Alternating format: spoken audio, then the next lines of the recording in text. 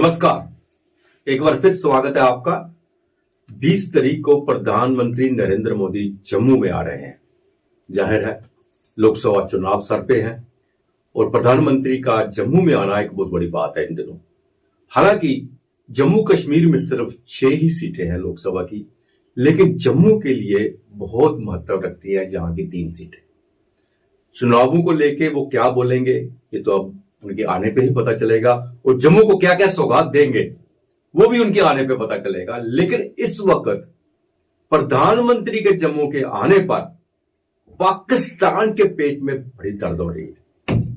हर रोज cease fire का उल्लंघन हो रहा है, ड्रोन जो है हमारी सीमा पार कर रहे हैं। सुरक्षा के लिहाज से हालांकि जम्मू बिल्कुल तैयार है। उनकी जो जगह है जहां पर उन्होंने रैली करनी है, एमएम स्टेडियम को सील किया गया है, सुरक्षा व्यवस्था बढ़ाई गई है।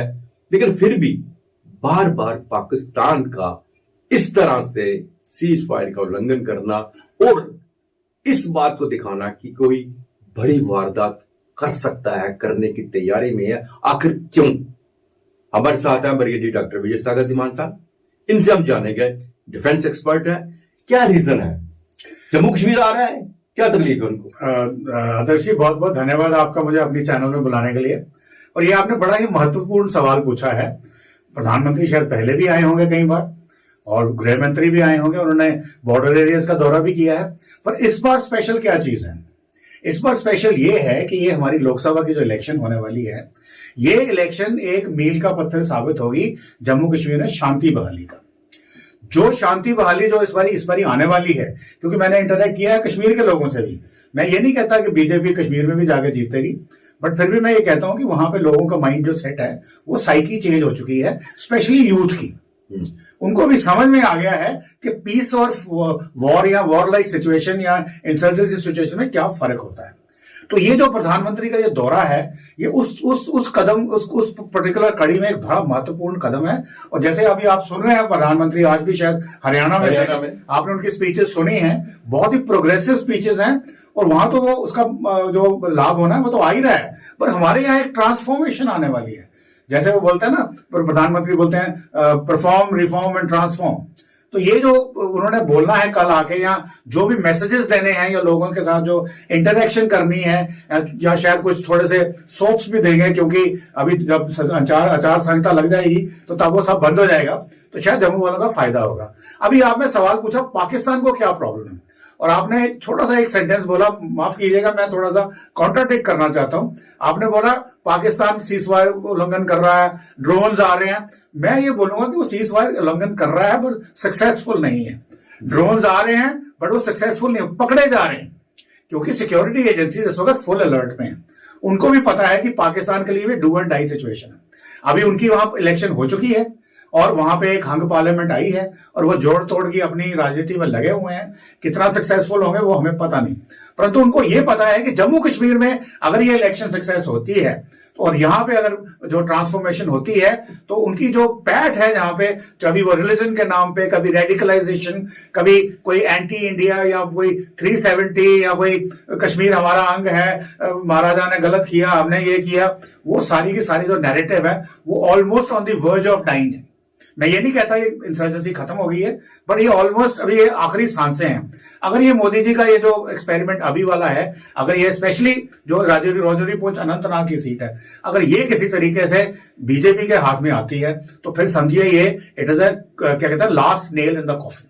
370 खत्म होने के बाद ये पहली बार चुनाव हो रहे हैं यहाँ पे लोकसभा के। और जो रजौरी की जो बात कही है, रजौरी सीट मानने वाली बात है। इससे पहले भी हमने प्रोग्राम में ये कहा था कि ये एक बहुत बड़ी बात है, और हर कीमत पे प्रधानमंत्री नरेंद्र मोदी और भारतीय जनता पार्टी इस सीट पे अपने खाते में डालना चाहती है। और उसी सिलसिले में वहां के जो नेता है, डॉक्टर शहनाज है, जो दूसरे हैं, उन सब ने ज्वाइन भी किया है। एक मजबूत पार्टी की स्थिति बनी हुई है, और इसका प्रभाव जो है कश्मीर की 2 सीटों पर भी पड़ेगा। देखिए, बिल्कुल पड़ेगा। मैं वही बोल रहा हूं कि मोदी जी की जो स्ट्रेटजी है, जो वो लेकर के चलते हैं, वो 99% होती है, 1% चलो छोड़ते हैं। वैसे मैं 100% बोलने वाला था, परंतु अभी क्या है कि ये जो है, इसका जो एंड रिजल्ट होगा वो एक जम्मू कश्मीर में खुशहाली आनी है, प्रॉस्पेरिटी आनी है, इररिस्पेक्टिव ऑफ रिलीजन।